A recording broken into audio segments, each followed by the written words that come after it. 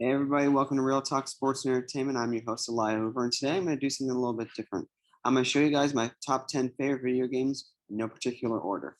Let's get started.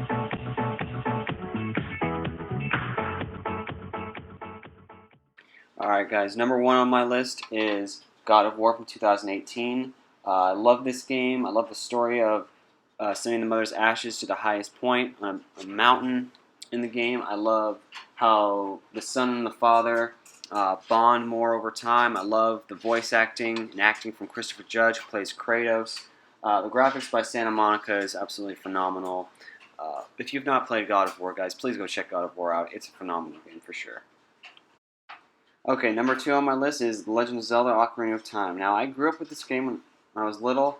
I love the story about a boy becoming a hero, saving Hyrule from the evil clutches of Ganondorf. I thought the dungeons were absolutely brilliantly designed. I also love the lighting, and remember, when this game came out, it was revolutionary. No one had seen a 3D type game before, but this is a classic. I love this game. If you haven't played it, check it out. I will say, though, that for number two, it is a tie. I also have to include Majora's Mask in there because I love the story of Termina. I love Link trying to stop the falling moon. Legends of Majora's Mask basically follows Link. He's in the land of Termina. He's trying to save Clock Town from a falling moon. It's a phenomenal game, guys. The designs from the dungeons are pretty good. I love the isolate character of the Skull Kid. Definitely check this game out, guys. It's a great story all around. Number three on my list, guys, is Star Wars Shadows of the Empire for Nintendo 64. I enjoyed the story of the swashbuckling hero Dash Rendar and his partner Levo fighting the underground criminal organization Black Sun. It's awesome. I love the fact that you get to see IG-88 and Boba Fett in there. I love the fact that you get to see Han, Leia, and Luke in there. It's a phenomenal story, guys. I definitely recommend you check this one out. It's a great game. Number four on my list here, guys, I have Mario Kart 64. The soundtrack by Kenta Nagati is absolutely sensational. I love the fact you get to play as Mario, racing around all the different tracks. I love the kid-like structure it also presents when I was growing up. It was phenomenal. It still is. Definitely recommend this one, guys. If you haven't played Nintendo 64 Mario Kart, definitely check it out. For the number five spot, I have a tie here, guys. First one of the tie is Lego Racers. Now, I always loved playing with Legos when I was a kid. I used to put together little cars and stuff like that when I was little.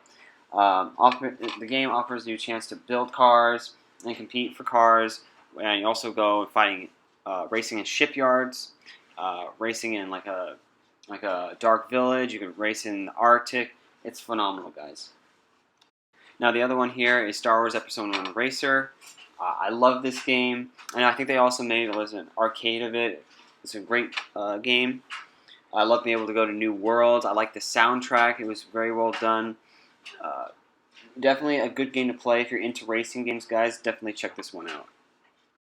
Number six on my list, guys, is The Legend of Zelda: The Wind Waker. Now, I know this game was not really well received when it was released, but I grew up with this game. I loved it. I love being able to go on the open ocean. I love the score by Koji Kondo. He's absolutely phenomenal. I like the dungeon design. I like the adversaries design. I like the Balkans. All the stuff is pretty good. I also like the fact that you're able to talk with your bow a little bit. Check it out. I gotta also say the next one on my list here is Twilight Princess. Now, one of the great things about Twilight Princess for everybody was that they loved being able to return back to Hyrule. The land of Hyrule is huge in its scope. You're able to go on a bunch of side quests, find some different things, find some treasure if you want to. Also like the new things they brought to the Zelda franchise. I love the spinner. That's one of my favorites. And I also like Midna. She's the most helpful companion by far. Number 8 on my list, guys, is Alien Isolation, a very, very underappreciated game in my opinion. Even though it won a bunch of Game of the Year awards, I don't think it sold so great to what Sega and those guys wanted to. I love the return to the Alien franchise with a different twist. Amanda Ripley goes to find what happened to her mother, Ellen Ripley. I loved all the craftable materials between the Mazel Tovs and the flashbangs. I definitely recommend this game, guys. If you've not played it, go check it out. You probably buy it for $20 on Amazon or something. It's definitely worth your time. Number 9 on my list is Ghost of Tsushima. I love the story of Jin Sakai fighting against the Mongol Empire. The game has some of the most beautiful visuals I've ever seen in any video game. This game should have by far beaten The Last of Us Part 2. This game has a way better reception among fans compared to The Last of Us. I think on Metacritic it has a 5.7, and now Ghost of Tsushima I think has like over like an 8 or a 9 on Metacritic. It's a great game. Well done by Sucker Punch. Lastly in there, I had it at Uncharted 4 Thieves End. One of my favorites for sure. I love the high resolution graphics they added. The story is great. It took you to new exotic new locations across the world. The acting from Nolan North and everyone's phenomenal.